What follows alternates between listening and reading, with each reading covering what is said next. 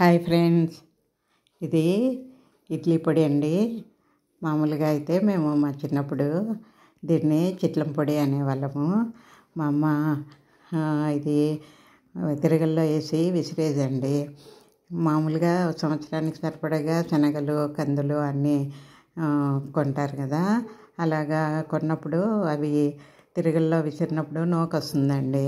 ఆ నూకతోటి చేసేదన్నమాట. చాలా టేస్టీగా ఉంటుంది. రాత్రిపూట మేము పొడి వేసుకొని నెయ్యి వేసుకొని తినేసేవాళ్ళమండి. ఇంకా ఏమీ అవసరం లేదు, అంత టేస్టీగా ఉంటుంది, చాలా బాగుంటుంది. మనం ఇప్పుడు ఇడ్లీలోకి చాలామంది అన్నంలో తినచ్చు, ఇడ్లీలోకి దోశలోకి కూడా వేసుకోవచ్చు. ఎలా తయారు చేయాలో చూడండి, చూపిస్తున్నాను.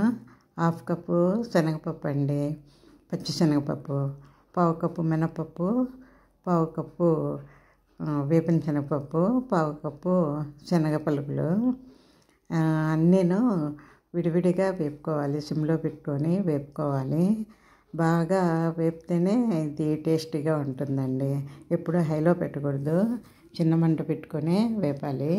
ముందుగా శనగపప్పు వేపుకోండి, తర్వాత మినపప్పు, తర్వాత శనగ పలుకులు, అలాగా ఒక్కొక్కటి విడివిడిగా వేపుకుంటేను ఒక్కొక్క దానికి ఒక్కొక్క టైం పడుతుంది కదా. కొన్ని తొందరగా వేగుతాయి, కొన్ని లేటుగా వేగుతాయి.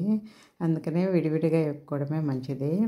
నేను కొద్దిగా క్వాంటిటీనే చూపిస్తున్నాను, మీరు ఇదే కొలతలతో ఎక్కువైనా చేసుకోవచ్చు. శనగపప్పు, మినపప్పు, తర్వాత శనగ పలుకులు, వేపిన శనగపప్పు 4నండి విడివిడిగా అన్నీ వేపుకోవాలి. ఎండుమిరపకాయలు ఒక 10 మిరపకాయలు, తర్వాత చింతపండు, వెల్లుల్లి.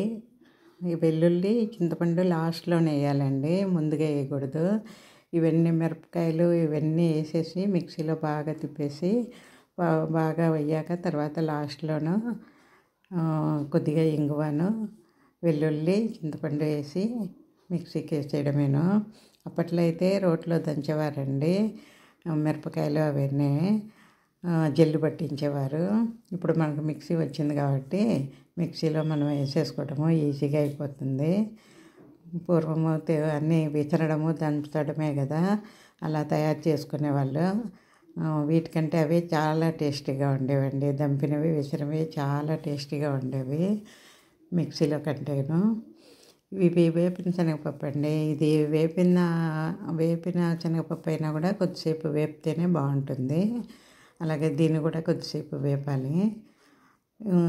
ఇవి బాగా వేగిన తర్వాత చింతపండును, తర్వాత వెల్లుల్లిపాయలు ఈ వేడికే వేగిపోతాయండి. స్టవ్ ఆఫ్ చేసిన తర్వాత అందులోనే వేస్తే ఆ వేడికే వేగిపోతాయి అవి. అలాగా వేగిన తర్వాత ఎండు కొబ్బరి కూడాను బాగా వేపాలండి, అది కూడా వేపితేనే మంచి టేస్ట్ వస్తుంది. అన్నీను సిమ్లో పెట్టి అలాగా నెమ్మదిగా వేపుకోవాలి. వేపుకొని అన్నీ చల్లారిన తర్వాత అప్పుడు మిక్సీకి వేసుకోవాలండి. ఈ వేపడమే చాలా టైం పడుతుంది, ఎందుకంటే సిమ్లో పెట్టి వేపడం కదా, చాలా టైం పడుతుంది. అలాగా అన్నీ ఒక్కొక్కటి విడివిడిగా వేపుకొని మిక్సీకి వేసుకున్నామండి.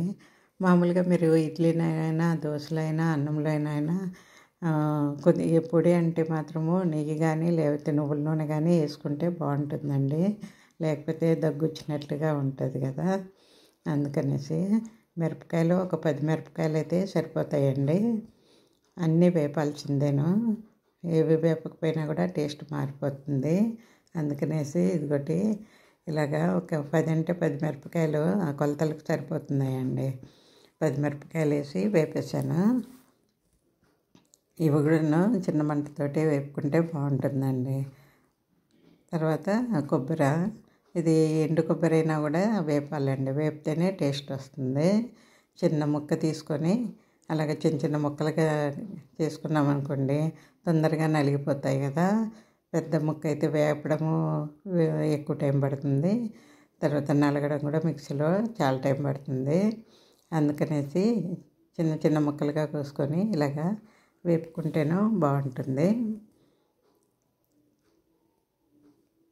ఎప్పుడైనా మనము ఇలాంటి వేపుడు ఏవైనా వేపుకోవాలనుకుంటే ఇనుప కళాయి అయితే బాగుంటుందండి, తొందరగా వేగుతాయి.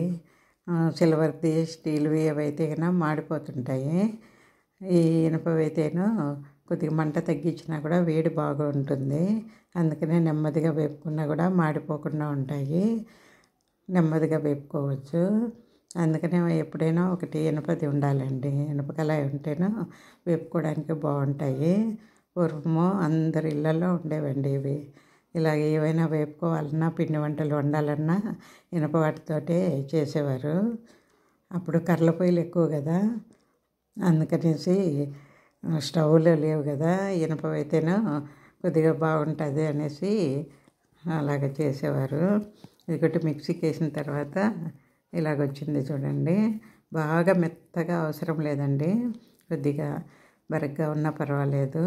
మిక్సీకి వేసిన తర్వాత ఇలా ప్లేట్లో వేసుకొని కొద్దిగా చల్లారి పెడితే మనం ఏ గాజు సీసాలో వేసుకున్నా కూడాను చాలా రోజులు నిల్వ ఉంటుందండి. ఇది ఎప్పుడైనా కూడా మనం ఒక 10 రోజులకు, ఒక నెల రోజులకు తయారు చేసి పెట్టుకుంటే బాగుంటుంది.